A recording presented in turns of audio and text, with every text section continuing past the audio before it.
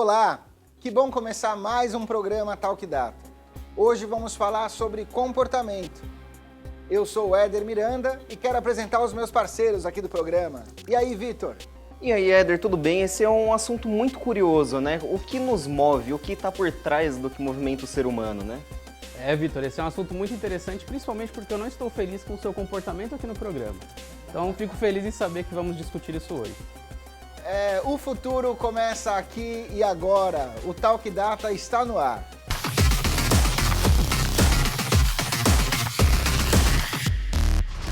E já quero chamar para o nosso bate-papo a Andréia Cardoso. Ela é cofundadora da Futuros e trabalha com psicologia para tecnologia, com foco em inovação e desenvolvimento humano. A Andréia tem MBA de Gestão de Negócios pela FGV e depois de 18 anos como gerente de projetos de TI no Bradesco, ela resolveu trabalhar com tecnologia com um olhar menos equipamento e mais gente. Eu gostaria de agradecer a sua participação, Andréia. Olá, pessoal. Olá, equipe do Éder, equipe do Talk Data. Andréia, de alguns anos para cá, os executivos de TI vêm assumindo o comando das empresas. Acho que por conta da importância da tecnologia cada vez maior. Como é que você analisa esse fenômeno? Eu vejo a tecnologia como um super-herói aí que tem 3 poderes principais. Eu acho que a tecnologia, ela tem o poder de transformação, em primeiro lugar, né? É uma ciência aí que consegue transformar de uma forma muito eficaz as coisas que se propõe. Tem um outro poder, que é o poder da velocidade, né? Cada vez mais rápido, né? De realização das coisas. E, em último, também, eu digo que a gente tem o poder do alcance, né? De chegar a tantas pessoas e cobrir aí o nosso planeta inteiro. E a tecnologia, eu acho que é importante, antes de falar dos executivos, né? Contextualizar também que ela tem uma importância tão grande, né? Sempre teve, e agora nas empresas acima de tudo, porque ela praticamente nos salvou aí, né? Salvou a humanidade em 2 aspectos muito importantes, que é a biotecnologia, né? Vamos combinar que se a gente não tivesse a tecnologia aí da vacina, a gente não estava se mantendo como humanidade, e uma outra tecnologia bem importante, que é a tecnologia também das TICs, né? Que são bem conhecidas aí, que são as tecnologias de informação e comunicação, que é isso aqui que a gente está explorando, né? A internet, as videoconferências, os podcasts. Então, a gente pôde colocar aí a tecnologia num patamar de sobrevivência, né? Não só corporativa, mas em termos de humanidade também. E isto colocado, gente, eu acho que o executivo, ele tem um perfil comportamental bem importante, né?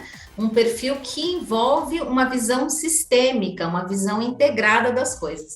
Então, por aí a gente já vê o quanto esse profissional ele é uma das poucas áreas que consegue ter essa visão do todo. Também é um profissional que vê de uma forma estratégica as empresas.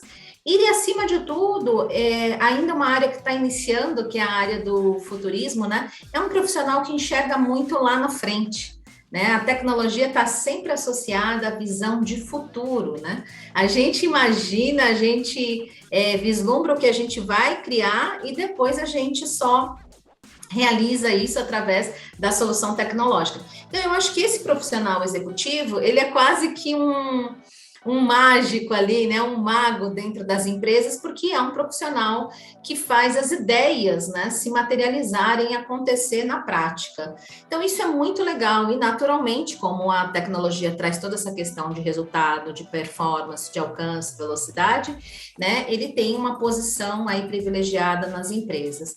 Mas é importante a gente também frisar que essa posição, ela pode estar muito vinculada excessivamente aos resultados, e a gente, como é da área da saúde mental, tem que sinalizar que esse executivo, né, apesar de ter um grande potencial analítico, precisa também desenvolver aí habilidades voltadas, né, às relações humanas, né, e ao cuidado das equipes e de como funciona, né, o trabalho humano integrado com a tecnologia. A pressão por resultados, ela é cada vez maior, né, para os profissionais de TI. Como é que a psicologia entra nesse jogo, Andréa? Eu vou dividir aqui em 3 níveis para vocês entenderem um pouquinho de uma forma mais didática, né? A psicologia, ela pode atuar no nível do indivíduo. Como cuidar desse colaborador, né? A psicologia clínica, em especial, que trabalha com psicoterapia, com plantão dentro das empresas, plantão psicológico, né? Esse cuidado com a saúde mental, né? Com a saúde emocional dos colaboradores. Também há uma outra área da psicologia, que é a psicologia organizacional, né, que também tem uma visão, aí eu já vou mudar para o nível da empresa, que é uma visão de como aqueles colaboradores e as estratégias da empresa podem trabalhar de forma a gerar bons resultados, né, do ponto de vista da empresa e do ponto de vista da qualidade humana também, né, dos colaboradores. Então, a área da psicologia também pode e deve trabalhar muito em conjunto com a área de recursos humanos. Em terceiro, a gente também tem aí uma forma de auxiliar no desenvolvimento humano dentro das empresas. Então, a psicologia organizacional, ela também vai ter esse olhar para os colaboradores, para as equipes, né? Para os projetos em especial também, né? A gente tem que entender que o psicólogo pode sim e deve participar desses contextos, né? E por último também, dentro dessa questão da empresa ainda, desculpa, tem uma questão importante que as áreas de RH podem e devem explorar, que é a questão do People Analytics, né? Falando um pouco aí, já que nós temos um público de tecnologia, a gente fala muito do Data Analytics, né? Data Analytics, ou dos dados que a gente pode analisar dos nossos clientes, né?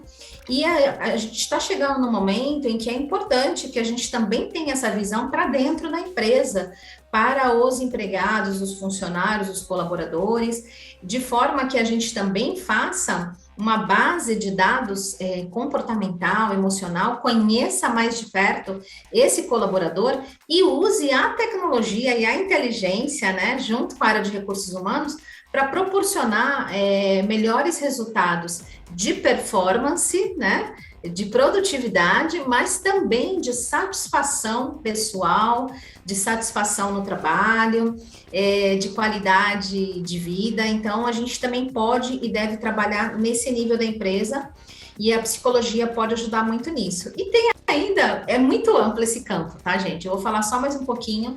No nível da empresa, ainda existem profissionais psicólogos que podem trabalhar como facilitadores e, inclusive, como guardiões aí desses projetos, dessas soluções tecnológicas. Lá nos Estados Unidos é muito comum falar dos psicólogos engenheiros, né?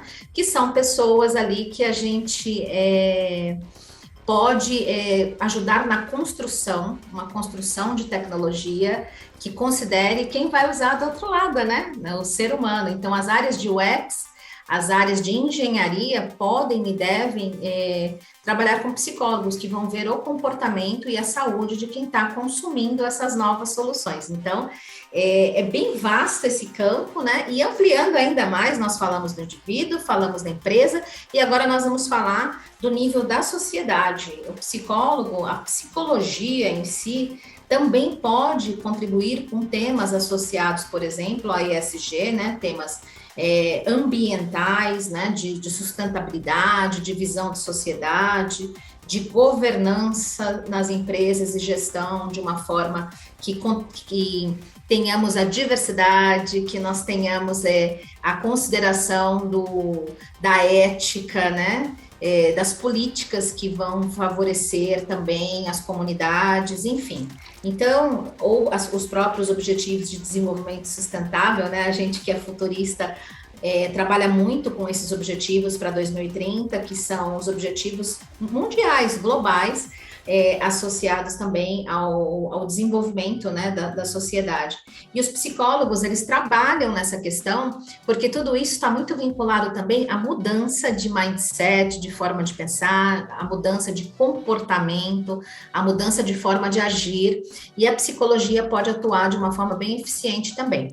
Andréa, hoje os games são uma ferramenta muito utilizada pelos jovens para se relacionar com os amigos. Como lidar com essa dimensão virtual e trazê-los de volta para o mundo real aproveitando esses conhecimentos? Essa é uma pergunta muito para psicólogo, né? E que com certeza aí a geração Z, a geração dos adolescentes e os próprios millennials aí, profissionais que vão seguir esse canal, né? Muitos de nós, muitos deles são gamers, né? E são apaixonados aí pela tecnologia. E como psicóloga, eu vou contar para vocês que a gente precisa, eu fiz uma listinha aqui, né? Primeiro de tudo, há um senso comum de que os games fazem mal, né? São muito violentos, que são muito excessivos, que os jovens ficam muitas horas, né? E, de fato, a gente tem que ter essa preocupação mesmo.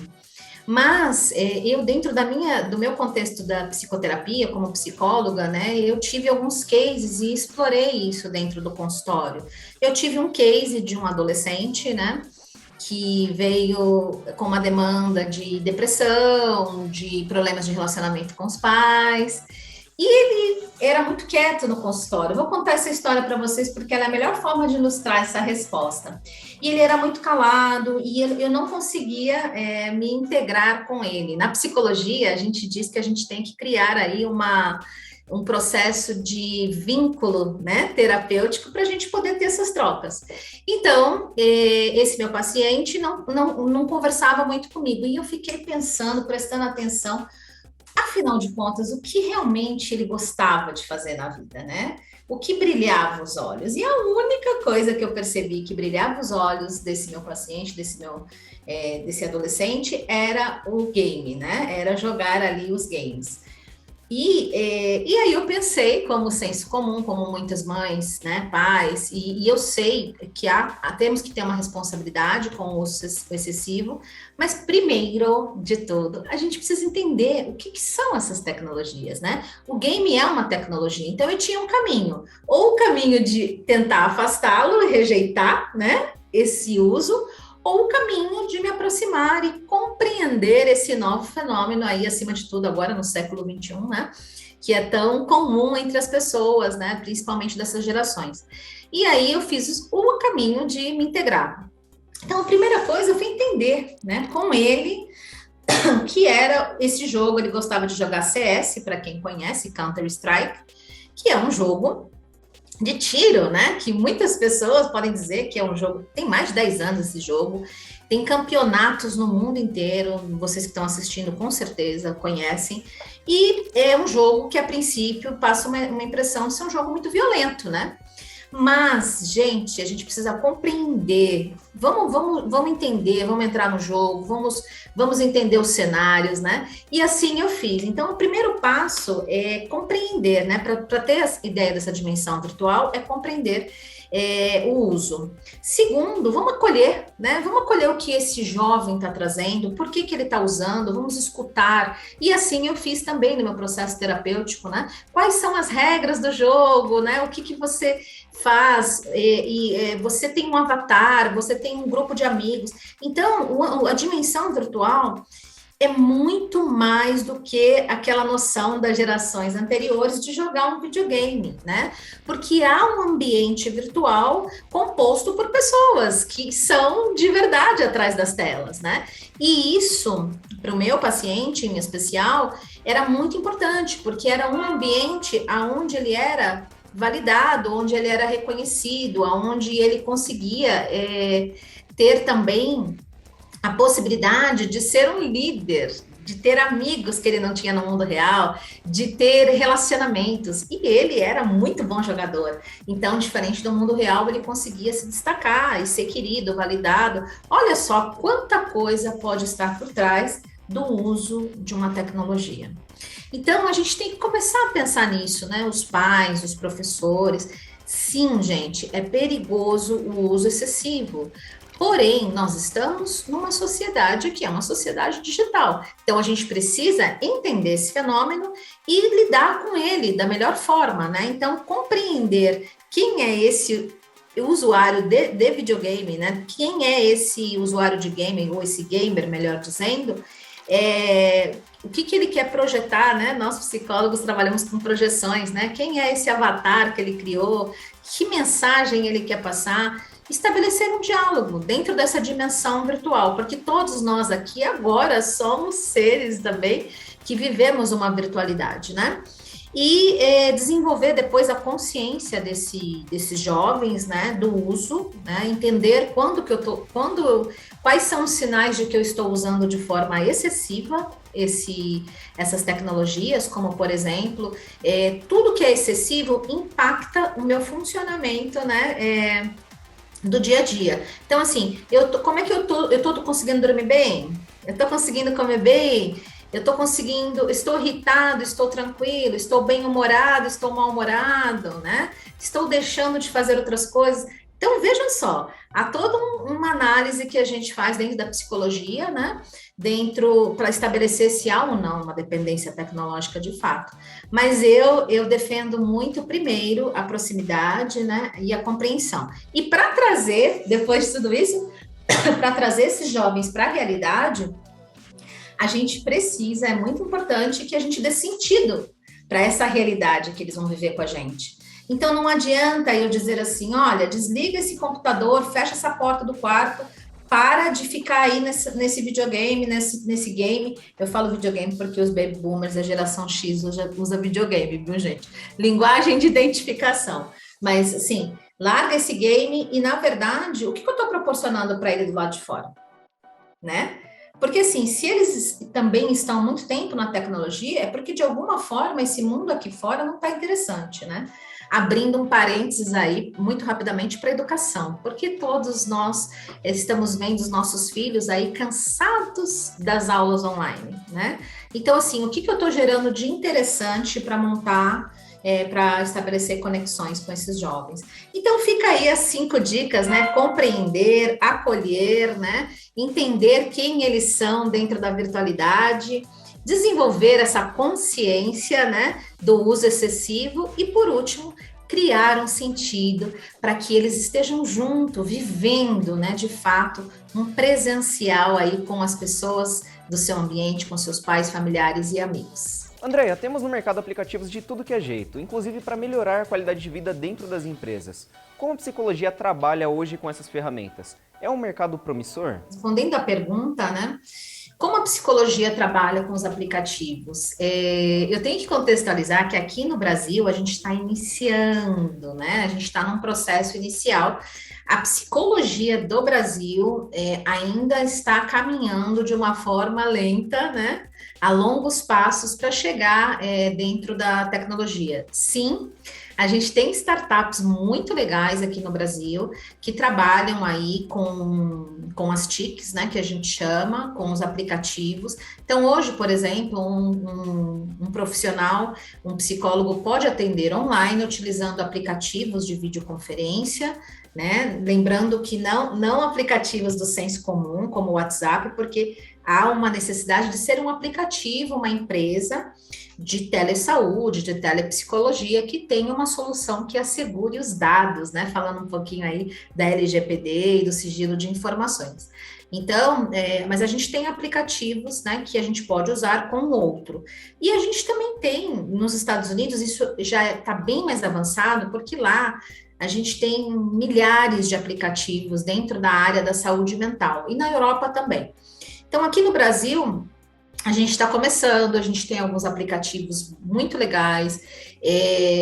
Eu tenho até um e-book que a gente fala sobre isso, seleção de alguns aplicativos que lidam como se fosse para trabalhar, por exemplo, com mindfulness, com saúde mental dentro de meditação, trabalhar com a parte de emoções, né, também, como se eu tivesse um diário, um calendário de emoções, onde eu vou ali registrando, escrevendo o que eu estou sentindo, auxiliando um profissional. É importante, né, do outro lado, a gente ter o profissional que saiba também construir essa análise em conjunto com as pessoas. Então, por exemplo, eu na psicologia, eu uso isso, né, então eu tenho alguns pacientes que usam um aplicativo para registrar, né, determinado dia, variação de humor, né, alguns sentimentos, algumas emoções.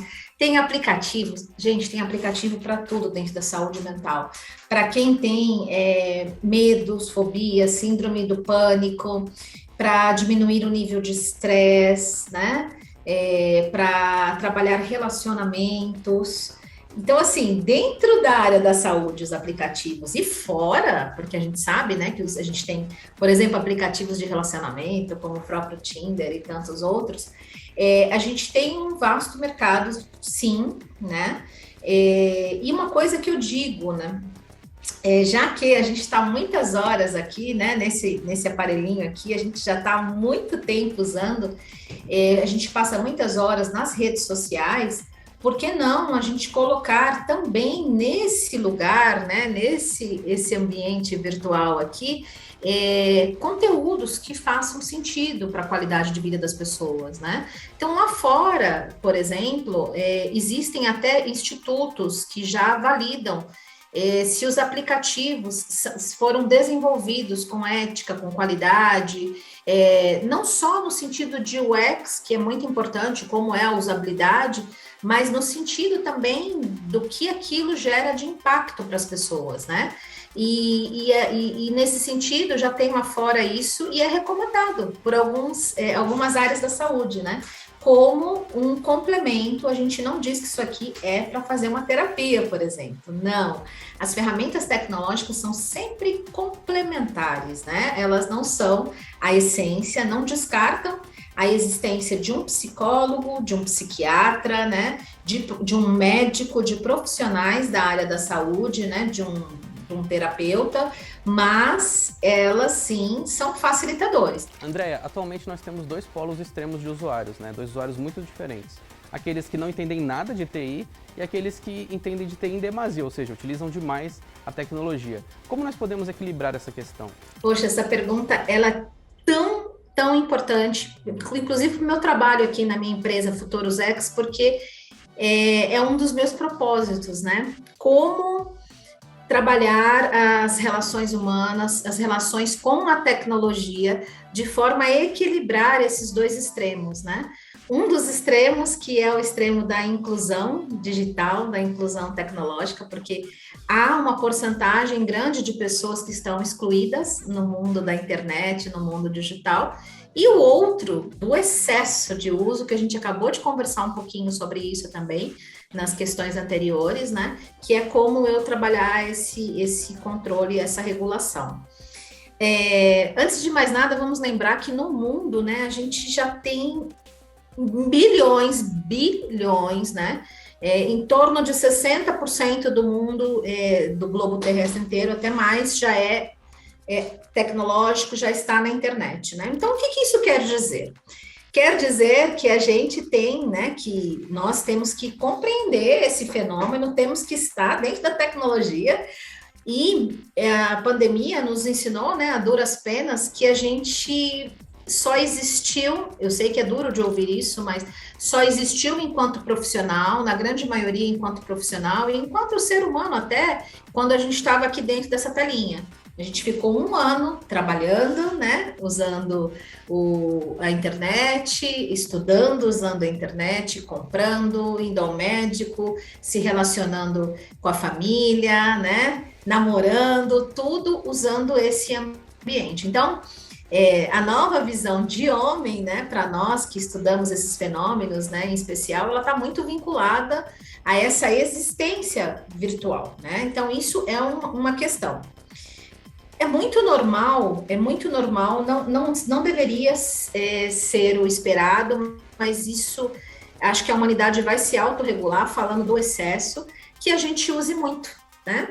Por quê? Porque a gente veio, imaginem, né? Todo comportamento do ser humano, ele é um comportamento que é adquirido à medida que eu gero uma repetição, né? Então, que é o famoso hábito. E a gente veio de 1 ano e meio para cá num processo que o nosso hábito é ficar 8 horas por dia, pelo menos, aqui nessa telinha. Então, o uso excessivo, ele, antes o que a gente falava, toma cuidado, imagina, a gente contando para os jovens, para os alunos, para os estudantes, não fiquem no celular, né, na escola, não fiquem no computador. E agora a gente fala o quê para essa geração? Vai lá para o celular, vai assistir sua aula, vai lá no computador, vai fazer a sua atividade online. Então, imagina, né? A gente teve aí uma mudança muito grande de comportamento, né? E de compreensão desse fenômeno para todos nós. Então, a gente começou e mergulhou todo mundo nesse tecnológico. Agora, nós vamos fazer um processo que a gente chama, né, de acomodação, né, dentro da psicologia, e a gente vai tentar entender que a gente vai usar o caminho do meio, né? Então, a gente foi para o excesso do uso. Vamos começar a ganhar consciência de que isso não está fazendo bem, já começamos a ganhar. E o melhor, vamos ficar cansados, né? O que antes para mim já era uma coisa muito legal, ficar horas na rede social, horas online, agora me mostrou que eu preciso um pouco de vida presencial, né? De relação, de toque. Então, esse uso excessivo, a gente vai trabalhar com a questão da consciência, né? Em especial, o autocuidado, observar aí também o quanto eu tive de reflexo, né? Teve pessoas que tiveram reflexo de ficar muitas horas sentada, muitas horas com dor de cabeça, a visão. Então, tudo isso a gente vai identificando e vai se reacomodando. Então, esse uso excessivo, a ideia é que a gente comece a criar uma conscientização para voltar, né? E sim, e isso pode ser perigoso se a gente não adquirir essa consciência e essa cultura do modelo híbrido. Então, é essencial que as empresas, que as escolas e que todos nós trabalhemos com o modelo híbrido de relação online, né? Que é o presencial e o online. E na psicologia, a gente tem uma área da psicologia que chama-se cyberpsicologia, que é uma área que estuda justamente esses fenômenos todos aí tecnológicos e digitais em associação com seres humanos. Então, quando a gente fala de óculos de realidade virtual, quando a gente fala de inteligência artificial, quando a gente fala de aplicativos, quando a gente fala de tudo que é tecnologia que vai mudar o comportamento das pessoas, uma impressora 3D, imaginem que mudança vai ter no dia a dia das pessoas. Então, tudo isso tem uma área da psicologia que estuda para cuidar, né? E a área de tecnologia é essencial e é de uma responsabilidade enorme que produza, né, todas essas soluções de forma a fazer isso de forma ética, né? A gente tem um documentário, tem até um grupo de estudos que eu faço, que chama-se O Dilema das Redes, que é justamente um lugar onde a gente fala um pouquinho sobre esses mecanismos, né, de engajamento, né, e de dopamina, e que os games trazem, que as séries trazem. Tudo isso gera muita dependência e desejo de consumo recorrente, né? Por outro lado, o que nos preocupa muito enquanto sociedade é que a gente tem uma boa camada da sociedade excluída digitalmente, né? Que são ou os nossos, a geração prateada, que a gente chama carinhosamente, os idosos, né? A terceira idade, ou ainda as pessoas que não têm acesso ao digital, né? Então, ou por falta de habilidade, né? Então, eu, por exemplo, dentro da minha empresa, da Futurus X, a gente desenvolveu um programa de alfabetização digital para capacitar as pessoas que são super inteligentes, super experientes dentro do presencial, né? Grandes profissionais, mas que não têm conhecimento, né? As empresas que o pessoal de TI trabalha já tem essa questão, né? Tem executivos, tem pessoas assim inteligentíssimas, mas que têm dificuldade de lidar com a tecnologia. Para encerrar, Andréia, eu gostaria que você desse um conselho, uma dica para o jovem que está entrando no mercado agora e como lidar melhor com esse estresse. A gente está vivendo, né, num mundo bunny, que a gente fala, né, que é um mundo aí, traduzindo um pouco, né, um mundo frágil, né, do Brittle, um mundo ansioso, do A também, um mundo não linear. Olha só, né, o nosso mundo não linear, a gente não vive mais um processo, né, um atrás do outro, né, não é uma fila indiana, é um processo cíclico global que acontece na China, né, a pandemia vem impactar aqui do outro lado do mundo, no Brasil. Por que eu estou contando isso para vocês, né? E o mundo bunny também, ele é imprevisível também, né? Então, a gente está vivendo num processo, né, que a gente não tem o controle das coisas, né? E isso causa uma ansiedade. E as pessoas da área da tecnologia, né? Eu era da área da tecnologia, nós somos o quê? Uma ciência exata muitas vezes. Então a gente quer ter um controle, uma forma de também fazer com que a nossa solução, a nossa carreira, a nossa profissão seja algo oposto do mundo bunny, né? Seja algo mais linear, mais previsível, né? Que eu possa ter segurança, né? Então, uma dica importante para vocês que estão aqui assistindo, para os jovens, né, e para os profissionais da área de tecnologia, né? Respirem fundo, por quê? Porque não está no nosso controle, né? A pandemia nos trouxe aí, e a gente que também estuda Foresight, que é futurista, né? Nos trouxe um cenário que era um cenário muito difícil de se imaginar, né? Os estudiosos mais aprofundados, sim, já sabiam disso, né? Muito antes de acontecer a pandemia, mas a gente, como humanidade, a nossa cultura não estava preparada para isso, né? Então, eu acho que para diminuir a ansiedade, tem do ponto de vista de se capacitar, né? Com informações úteis, não excesso de informações. A gente está com uma infoxicação aí que gera estresse na gente, então selecionem os conteúdos e as informações que vocês querem consumir, né? Trabalhem também a questão da ansiedade. Sim, importantíssimo, tenham ambientes virtuais e presenciais de descompressão. A gente está vivendo um processo, né, na humanidade que está todo mundo aqui, ó, né? Caramba, o que vai acontecer amanhã? Como é que eu vou sobreviver? Como é que vai ser o mercado de trabalho, né? Como é que vai ser a saúde? De repente a saúde virou uma questão mundial, né?